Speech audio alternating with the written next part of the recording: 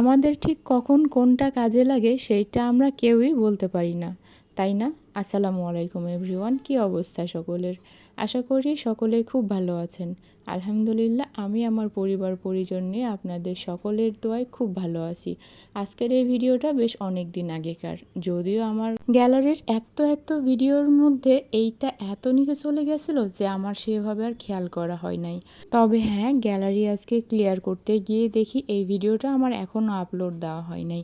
তবে এইটার একটা শর্ট ভিডিও আমি রিলস হিসেবে আপলোড করেছি অনেক আগে, কিন্তু পুরো ভিডিওটা সময়ের অভাবে এডিটিং করা হচ্ছিল না, আর আস্তে আস্তে সেইটা গ্যালারির এত নিচে চলে গেছিলো যে আর পরে এডিট করাও হয় নাই আর আপলোড দেওয়াও হয় নাই। তো সেই দিন কিসের জন্য জানি না, এইভাবে একটা মিক্সড সবজি খেতে খুব ইচ্ছে করতেছিল। মনে হচ্ছিল লাঞ্চ টাইমে যদি আমি ভাতের পরিবর্তে এই সবজিটাই শুধুমাত্র খাই তাহলে কেমন হয়। এই সব ভাবতে ভাবতেই চলে গেলাম রান্নাঘরে গিয়ে দেখি সেই রকম কোনো সবজি নেই। তারপর সেইখান থেকে চলে গেলাম আবার ফ্রিজে স্টোরেজ করে কি কি রাখছি সেইগুলো দেখছিলাম আর ভাবতেছিলাম কি বানানো যায়। তবে যখন মিক্সড একটা সবজি খেতে ইচ্ছে করছে সেটা তো বানাবোই। এই সব কিছু ভাবতে ভাবতেই যা কিছু ছিল আমি সেগুলোই অল্প অল্প করে বের করে নিয়েছি। যদিও গাজর আর বিটরুট এটা আমাকে সারা বছরের জন্য একটু একটু করে হলেও স্টোরেজ করে রাখতে হয় আমার বাচ্চাদের জন্যে। তো সেইখান থেকে একটু একটু করে বের করে নিয়েছি, আর এগুলো নিয়েই আমি একটা মিক্সড সবজি বানিয়েছি।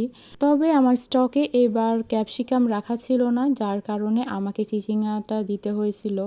আর প্রথমে একটু কনফিউজড ছিলাম, জানি না এটা দেখতে কালারফুল হলেও খেতে ঠিক কেমনটা লাগবে। তবে আলহামদুলিল্লাহ মোটামুটি ভালো লাগতেছিল, খুব একটা খারাপ লাগতেছিল না। কিন্তু এখানে যদি আমি চিচিঙ্গাটা স্কিপ করতাম তাহলে হয়তো বা আরও একটু ভালো লাগতো। কিন্তু যেহেতু আমি নিজের পাশাপাশি আমার বাচ্চাদেরও এটা খাওয়ানোর প্ল্যান করতেছিলাম, ভাবছিলাম একটু বিভিন্ন টাইপের কালার হলে হয়তো বা তারা খেতে আগ্রহী হবে। আর গ্রিন কালারের আমার বাসায় সেরকম কোনো সবজি ওই দিন ছিল না, তাই বাধ্য হয়ে আমাকে চিচিঙ্গাটা দিতে হয়েছিল। আর এটা টেস্ট ছিল মোটামুটি। তবে যদি আমি চিচিঙ্গার পরিবর্তে এখানে পেঁপে কিংবা লাউ কিংবা আমি যদি চাল কুমড়া দিতাম তাহলে এটার টেস্টটা আর একটু ডিফারেন্ট হতো। আর ক্যাপসিকাম দিলে তো কথাই ছিল না। তো যাই হোক, কী আর করার, যেটা ছিল না বা যেটা হয় নাই বা যেটা হয়ে গেছে, এত কিছুর উপরে তো আমাদের সব সময় হাত থাকে না। যেটা পাইছি সেটাতে শুকরিয়া আদায় করি আলহামদুলিল্লাহ। আর এইটা খাওয়ার সময় আমি তো খেয়ে ফেলছিলাম, আর আমার মেয়েকে যখন খাওয়াচ্ছিলাম তখন সে বলতেছিল, আম্মু আমাকে গ্রিন কালারেরটা দিও না। আর যেহেতু আমি বাচ্চাকে খাওয়াবো প্ল্যান করেছিলাম, এই জন্যে আমি একটু আস্তই রেখেছিলাম। সেদ্ধ হয়ে গেছিলো কিন্তু একদম গলে যায় নাই।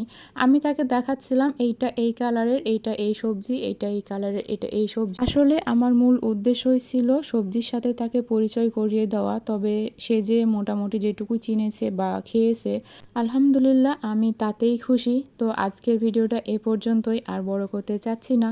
দেখা হচ্ছে পরের নতুন কোনো ভিডিওতে নতুন কোনো রেসিপি নিয়ে। সেই পর্যন্ত আশা করি সকলে খুব ভালো থাকবেন, আমার জন্য দোয়া রাখবেন আমি যেন আমার পরিবার পরিজন নিয়ে খুব ভালো থাকতে পারি। আল্লাহ হাফেজ, আসসালামু আলাইকুম।